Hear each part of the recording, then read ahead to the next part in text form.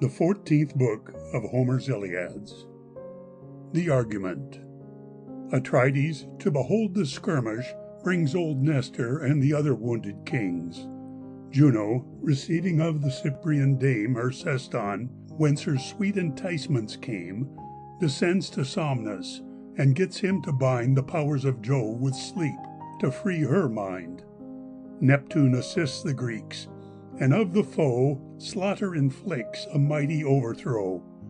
Ajax so sore strikes Hector with a stone, it makes him spit blood, and his sense sets gone. Another argument. Inks with sleep and bed, heaven's queen, even Jove himself, makes overseen. Not wine nor feast could lay their soft claims on old Nestor's ear to his high clamour, who required Achaeans' thoughts to bear his care in part about the cause. For methinks still, said he, the cry increases. I must needs the watchtower mount to see which way the flood of war doth drive. Still drink thou wine and eat, till fair-haired Hecamed hath given a little water heat to cleanse the quitter from thy wound. This said, the goodly shield of warlike Thrasymed, his son, who had his own in field, he took, snatched up a mighty lance, and so stepped forth to view cause of that clamour. Instantly the unworthy cause he knew, the Grecians wholly put in rout, the Trojans routing still, close at the Greeks' backs, their wall raised. The old man mourned this ill, and as when with unwieldy waves the great sea forefeels winds that both ways murmur, and no way her certain current finds, but pants and swells confusedly, here goes, and there will stay, till on it air cast one firm wind, and then it rolls away. So stood old Nestor in debate, two thoughts at once on wing in his discourse, if first to take direct course to the king, or to the multitude in fight. At last he did conclude to visit Agamemnon first. Meantime both hosts imbrued their steel in one another's blood, not wrought their healths but harms. Swords, huge stones, double-headed darts, still thumping on their arms. And now the Jove-kept kings, whose wounds were yet in cure, did meet old Nestor, Diomed, Ithacus, and Atreus' sons, from fleet bent for the fight, which was far off, the ships being drawn to shore on heaps at first, till all their sterns a wall was raised before, which though not great, it yet sufficed to hide them, though their men were something straitened, for whose scope in form of battle then, they drew them through the spacious shore, one by another still, till all the bosom of the strand their sable bulks did fill, even till they took up all the space twixt both the promontories. These kings, like Nestor, in desire to know for what those cries became so violent, came along, all leaning on their darts, to see, though not of power to fight, sad and suspicious hearts distempering them, and meeting now Nestor, the king in fear cried out, O Nestor, our renown, why shows thy presence here, the harmful fight abandon? Now Hector will make good the threatening vow he made. I fear that till he had our blood and fired our fleet, he never more would turn to Ilion. Nor is it long, I see, before his whole will be done. O gods, I now see all the Greeks put on Achilles' ire against my honour, no mean left to keep our fleet from fire. He answered, 'Tis an evident truth, not Jove himself can now, with all the thunder in his hands, prevent our overthrow. The wall we thought invincible, and trusted more than Jove, is scaled, raised, entered, and our powers, driven up, past breathing, prove a most inevitable fight, both slaughters so commixed, that for your life you cannot put your diligenced thought betwixt the Greeks and Trojans, and as close their throats cleave to the sky. Consult we then, if that will serve, for fight advise not I, it fits not wounded men to fight. Atrides answered him, If such a wall as cost the Greeks so many a tired limb, and such a dike be passed and raised, that, as yourself said well, we all esteemed invincible, and would past doubt repel the world from both our fleet and us, it doth directly show that here Jove vows our shames and deaths. I evermore did know his hand from ours when he helped us, and now I see as clear that, like the blessed gods, he holds our hated enemies dear, supports their arms and pinions ours. Conclude then, 'tis in vain to strive with him. Our ships drawn up, now let us launch again, and keep at anchor till calm night, that then, perhaps, our foes may calm their storms, and in that time our scape we may dispose. It is not any shame to fly from ill, although by night. Known ill he better does that flies, than he it takes in fight. Ulysses frowned on him and said, Accursed, why talk'st thou thus? Wouldst thou hadst led some barbarous host, and not commanded us, whom Jove made soldiers from our youth, that age might scorn to fly from any charge it undertakes, and every dazzled eye the honored hand of war might close. Thus wouldst thou leave this town, for which our many miseries felt entitled it our own? Peace, lest some other Greek give ear, and hear a sentence such as no man's palate should profane, at least that knew how much his own right weighed, and being a prince, and such a prince as bears rule of so many Greeks as thou. This counsel loathes mine ears. Let others toil in fight and cries, and we so light of heels, upon their very noise and groans, to hoise away our keels. Thus we should fit the wish of Troy, that being something near the victory, we give it clear, and we were sure to bear a slaughter to the utmost man. For no man will sustain a stroke the fleet gone, but at that look still, and wish him slain. And therefore, prince of men, be sure thy censure is unfit. O Ithacus, replied the king, thy bitter terms have smit my heart in sunder. At no hand, 'gainst any prince's will, do I command this. Would to God that any man of skill to give better counsel would, or old or younger man, my voice should gladly go with his. Then Diomed began, The man not far is, nor shall ask much labor to bring in, that willingly would speak his thoughts, if spoken they might win fit ear, and suffer no impair, that I discovered them being youngest of you, since my sire, that heired a diadem, may make my speech to diadems decent enough, though he lies in his sepulchre at Thebes. I boast this pedigree.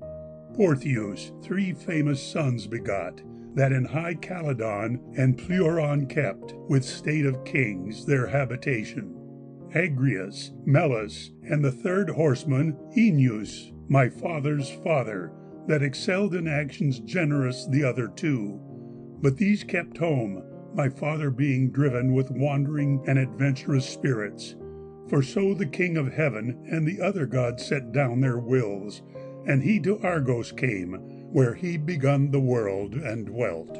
There, marrying a dame, one of Adrastus' female race, he kept a royal house, for he had great domain, good land, and being industrious, he planted many orchard grounds about his house, and bred great store of sheep. Beside all this, he was well qualitied, and passed all Argives for his spear. And these digressive things are such as you may well endure, since, being derived from kings, and kings not poor nor virtuous, you cannot hold me base, nor scorn my words, which oft, though true, in mean men meet disgrace. However, they are these in short. Let us be seen at fight, and yield to strong necessity, though wounded, that our sight may set those men on, that of late have to Achilles' spleen been too indulgent, and left blows. But be we only seen, not come within reach of darts, lest wound on wound we lay, which Reverend Nestor's speech implied, and so far him obey.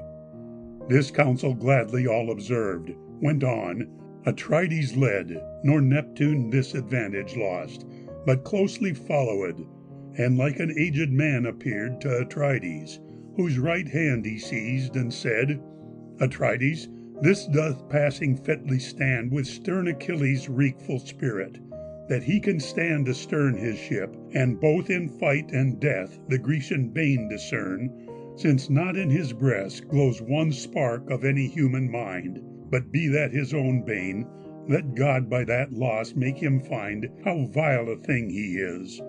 For know, the blessed gods have not given thee ever over, but perhaps the Trojans may from heaven receive that justice. Nay, 'tis sure, and thou shalt see their falls, your fleet soon freed, and for fights here they glad to take their walls. This said, he made known who he was, and parted with a cry, as if 10,000 men had joined in battle then, so high his throat flew through the host, and so this great earth-shaking god cheered up the Greek hearts, that they wished their pains no period.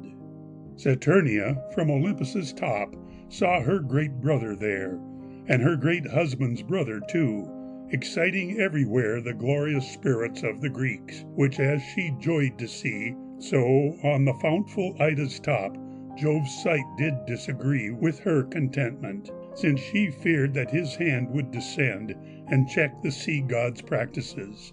And this she did contend how to prevent, which thus seemed best, to deck her curiously and visit the Idalian hill, that so the lightener's eye she might enamour with her looks, and his high temples steep, even to his wisdom, in the kind and golden juice of sleep.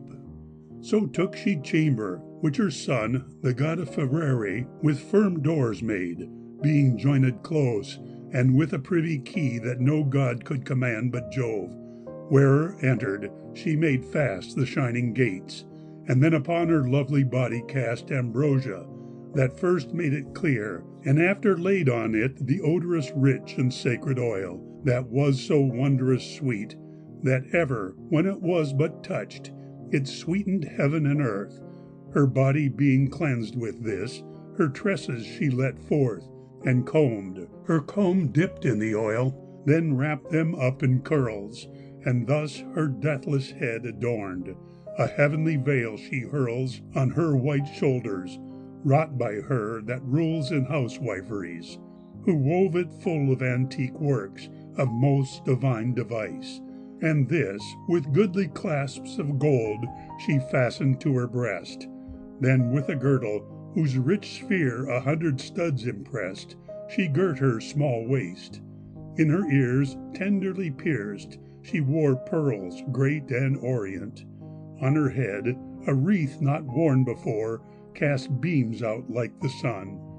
At last she to her feet did tie fair shoes, and thus entire attired she shined in open sky, called the fair Paphian queen apart from the other gods, and said, Love daughter, should I ask a grace, should I, or be obeyed? Or wouldst thou cross me, being incensed, since I cross thee and take the Greeks' part, thy hand helping Troy? She answered, That shall make no difference in a different cause. Ask, ancient deity, what most contents thee? My mind stands inclined as liberally to grant it as thine own to ask, provided that it be a favour fit and in my power. She, given deceitfully, thus said, Then give me those 2 powers, which both men and gods thou vanquishest, love and desire. For now the periods of all the many-feeding earth, and the original of all the gods, Oceanus, and Thetis, whom we call our mother, I am going to greet. They nursed me in their court, and brought me up, receiving me in most respectful sort from Phthia, when Jove under earth and the unfruitful seas cast Saturn. These I go to see, intending to appease jars grown betwixt them, having long abstained from speech and bed, which jars could I so reconcile that in their anger's stead I could place love, and so renew their first society, I should their best loved be esteemed, and honoured endlessly. She answered, 'tis not fit nor just thy will should be denied, whom Jove in his embraces holds. This spoken, she untied, and from her odorous bosom took her ceston, in whose sphere were all enticements to delight, all loves, all longings were, kind conference, fair speech, whose power the wisest doth inflame. This she resigning to her hands, thus urged her by her name. Receive this bridle, thus fair wrought, and put it twixt thy breasts, where all things to be done are done, and whatsoever rest in thy desire, return with it. The great-eyed Juno smiled, and put it twixt her breasts. Love's queen, thus cunningly beguiled, to Jove's court flew. Saturnia, straight stooping from heaven's height, Pieria and Emanthea, those countries of delight, soon reached, and to the snowy mounts where Thracian soldiers dwell, approaching, passed their tops untouched.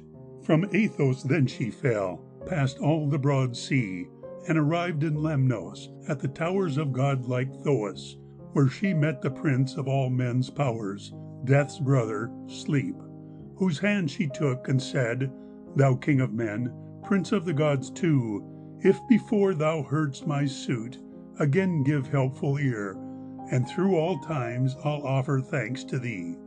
Lay slumber on Jove's fiery eyes, that I may comfort me with his embraces, for which grace I'll grace thee with a throne incorruptible, all of gold, and elegantly done by Mulciber, to which he forged a footstool for the ease of thy soft feet, when wine and feasts thy golden humours please.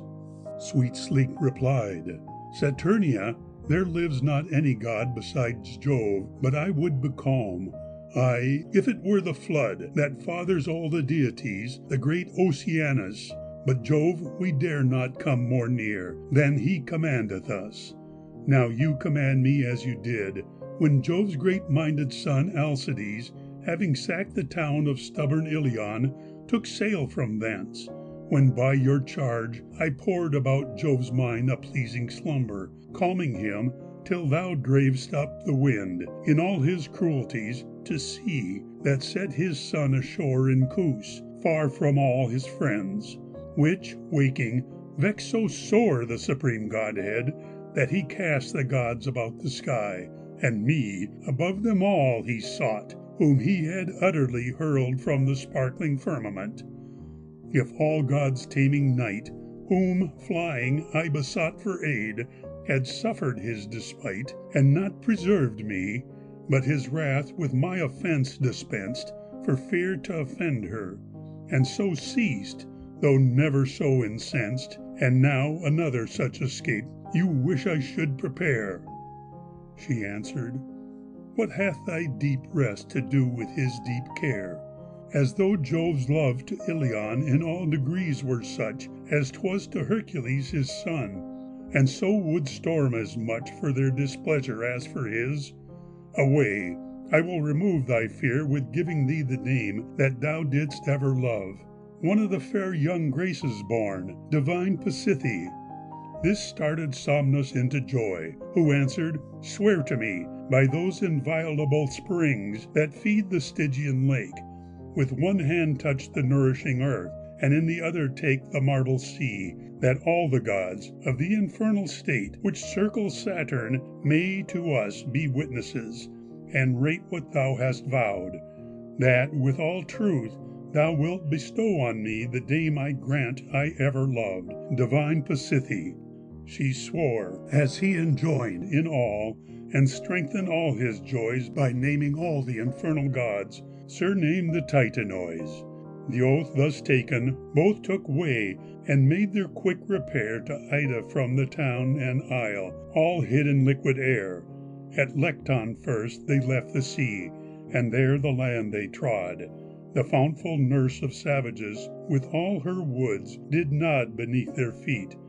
There Somnus stayed, lest Jove's bright eye should see, and yet, that he might see to Jove, he climbed the goodliest tree that all the Idalian mountain bred, and crowned her progeny. A fir it was, that shot past air, and kissed the burning sky. There sate he hid in his dark arms, and in the shape withal of that continual prating bird, whom all the deities call Calchas, but men Semindis name, Saturnia tripped apace, up to the top of Gargarus, and showed her heavenly face to Jupiter, who saw and loved, and with as hot a fire, being curious in her tempting view, as when with first desire, the pleasure of it being stolen, they mixed in love and bed. And gazing on her still, he said, Saturnia, what hath bred this haste in thee from our high court, and whither tends thy gait, that void of horse and chariot, fit for thy sovereign state, thou lackest here? Her studied fraud replied, My journey now leaves state and labours to do good, and wherein right I owe all kindness to the sire of gods, and our good mother queen that nursed and kept me curiously in court, since both have been long time at discord. My desire is to atone their hearts, and therefore go I now to see those earth's extremest parts, for whose far seat I spared my horse the scaling of this hill, and left them at the foot of it, for they must taste their fill of travail with me, and must draw my coach through earth and seas, whose far intended reach respect, and care not to displease thy graces, made me not attempt without thy gracious leave. The cloud-compelling god her guile in this sort did receive, Juno, thou shalt have after leave, but ere so far thou stray, convert we our kind thoughts to love, that now doth every way circle with victory my powers, nor yet with any dame, woman or goddess, did his fires my bosom so inflame as now with thee, not when it loved the part so generous Ixion's wife had, that brought forth the wise Pirithous, nor when the lovely dame Acrisius' daughter stirred my amorous powers, that Perseus bore to all men else preferred, nor when the dame that Phoenix got surprised me with her sight, whom the divine-souled Rhadamant and Minos brought to light, nor Semele, that bore to me the joy of mortal men, the sprightly Bacchus, nor the dame that Thebes renowned then, Alcmena that bore Hercules, Latona, so renowned, Queen Ceres with the golden hair, nor thy fair eyes did wound my entrails to such depth as now, with thirst of amorous ease. The cunning dame seemed much incensed, and said, What words are these, unsufferable Saturn's son? What, here, in Ida's height, desirest thou this? How fits it us? Or what if in the sight of any god thy will were pleased, that he the rest might bring to witness thy incontinence? 'Twere a dishonored thing. I would not show my face in heaven, and rise from such a bed. But if love be so dear to thee, thou hast a chamber stead, which Vulcan purposely contrived with all fit secrecy. There sleep at pleasure. He replied, I fear not if the eye of either god or man observe, so thick a cloud of gold I'll cast about us, that the sun, who furtherest can behold, shall never find us. This resolved, into his kind embrace he took his wife. Beneath them both, fair Tellus strewed the place with fresh-sprung herbs, so soft and thick that up aloft it bore their heavenly bodies. With his leaves did dewy Lotus store the Elysian mountain.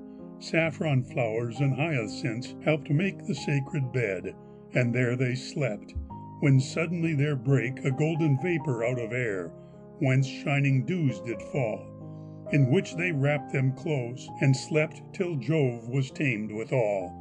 Mean space flew Somnus to the ships, found Neptune out, and said, Now cheerfully assist the Greeks, and give them glorious head, at least a little while Jove sleeps, of whom through every limb I poured dark sleep. Saturnia's love hath so eluded him. This news made Neptune more secure in giving Grecians heart, and through the first fights thus he stirred the men of most desert. Yet, Grecians, shall we put our ships and conquest in the hands of Priam's Hector by our sloth? He thinks so, and commands with pride according, all because Achilles keeps away, alas, as we were not but him. We little need to stay on his assistance, if we would our own strengths call to field, and mutually maintain repulse. Come on, then, all men yield to what I order, we that bear best arms in all our hosts, whose heads sustain the brightest helms, whose hands are bristled most with longest lances, let us on. But stay, I'll lead you all, nor think I but great Hector's spirits will suffer some appall, though they be never so inspired. The ablest of us, then, that on our shoulders worst shields bear, exchange with worser men that fight with better. This proposed, all heard it, and obeyed. The kings, even those that suffered wounds, Ulysses, Diomed, and Agamemnon, helped and struck the complete army thus. To good gave good arms, worse to worse, yet none were mutinous. Thus armed with order, forth they flew. The great earth-shaker led, a long sword in his sinewy hand, which when he brandished, it lightened still. There was no law for him in it, poor men must quake before them. These thus manned, illustrious Hector then his host brought up. The blue-haired god and he stretched through the prease, a grievous fight, when to the ships and tents of Greece the seas brake loose and raged. But when they joined, the dreadful clamor rose to such a height as not the sea, when up the north spirit blows her raging billows so against the beaten shore, nor such a rustling keeps a fire, driven with violent blore through woods that grow against a hill, nor so the fervent strokes of almost bursting winds resound against a grove of oaks, as did the clamor of these hosts when both the battles closed. Of all which noble Hector first at Ajax' breast disposed his javelin, since so right on him the great-souled soldier bore, nor missed it, but the baldricks both that his broad bosom wore, to hang his shield and sword it struck, both which his flesh preserved. Hector, disdaining that his lance had thus as good as swerved, trode to his strength, but going off, great Ajax with a stone, one of the many props for ships that there lay trampled on, strook his broad breast above his shield, just underneath his throat, and shook him piecemeal, when the stone sprung back again and smote earth, like a whirlwind gathering dust with whirling fiercely round, for fervor of his unspent strength, in settling on the ground. And as when Jove's bolt by the roots rends from the earth an oak, his sulphur casting with the blow a strong unsavory smoke, and on the fallen plant none dared look but with amazed eyes, Jove's thunder being no laughing game, so bode strong Hector's thighs, and so with tossed up heels he fell, away his lance he flung, his round shield followed, then his helm, and out his armor rung. The Greeks then shouted and ran in, and hoped to hale him off, and therefore poured on darts and storms to keep his aid aloof. But none could hurt the people's guide, nor stir him from his ground. Sarpedon, prince of Lycia, and Glaucus so renowned, divine Agenor, Venus' son, and wise Polydamas, rushed to his rescue and the rest. No one neglective was of Hector's safety. All their shields they couched about him close, raised him from the earth, and, giving him in their kind arms repose, from off the labor carried him to his rich chariot, and bore him mourning towards Troy. But when the flood they got of gulfy Xanthus, that was got by deathless Jupiter, there took they him from chariot, and all besprinkled him there, his temples with the stream. He breathed, looked up, essayed to rise, and on his knees stayed, spitting blood.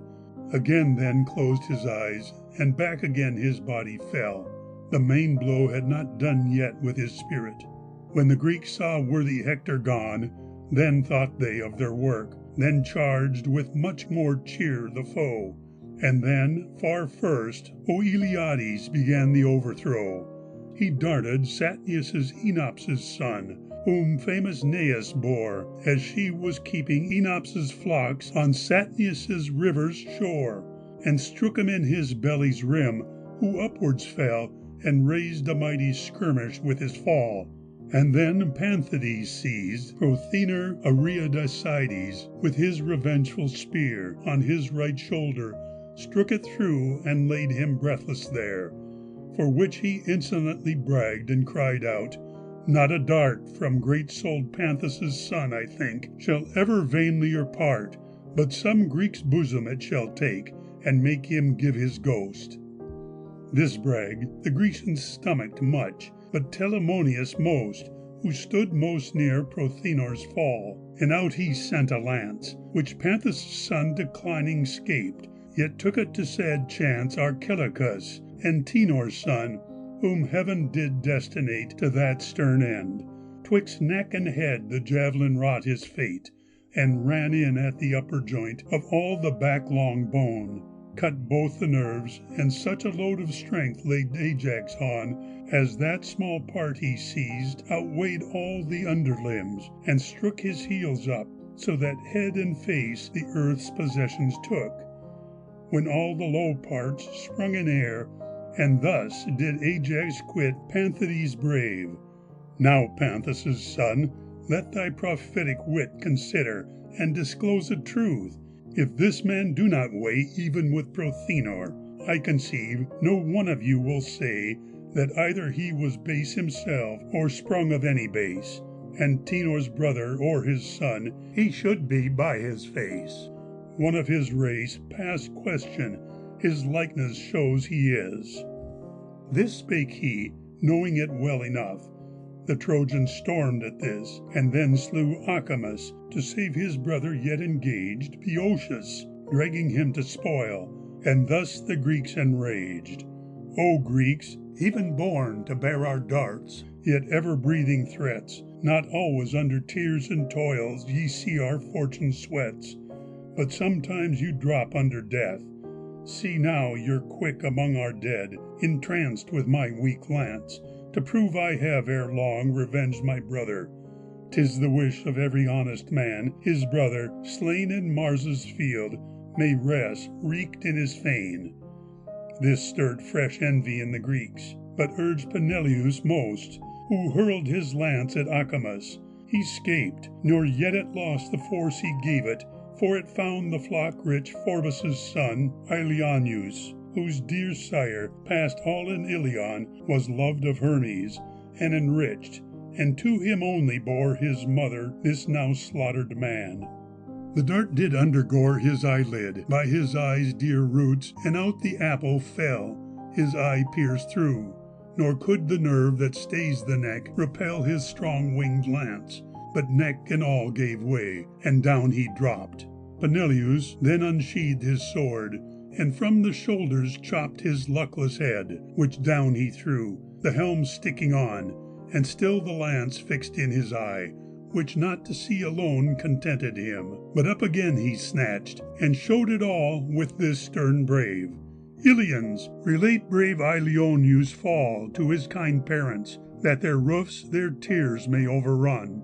For so the house of Promachus, and Aligenor's son, must with his wife's eyes overflow, she never seeing more her dear lord, though we tell his death, when to our native shore we bring from ruined Troy our fleet, and men so long forgone. This said and seen, pale fear possessed all those of Ilion, and every man cast round his eye to see where death was not, that he might fly him. Let not then his graced hand be forgot, O Muses, you that dwell in heaven, that first imbrued the field with Trojan spoil, when Neptune thus had made their irons yield. First Ajax Telamonius, the Mysian captain, slew great Eurytus Gyrtiades. Antilochus overthrew Phalces and Murmur to their spoil. Meriones gave in to Morus and Hippotion. Teucer to fate did send Prothoon and Periphetes. Atrides' javelin chase Duke Hippabrenor, wounding him in that part that is placed betwixt the short ribs and the bones, that to the triple gut have pertinence. The javelin's head did out his entrails cut, his forced soul breaking through the wound. Night's black hand closed his eyes. Then Ajax, great Oileus' son, had divers victories, for when Saturnius suffered flight, of all the Grecian race, not one with swiftness of his feet could so enrich a chase. End of the 14th book.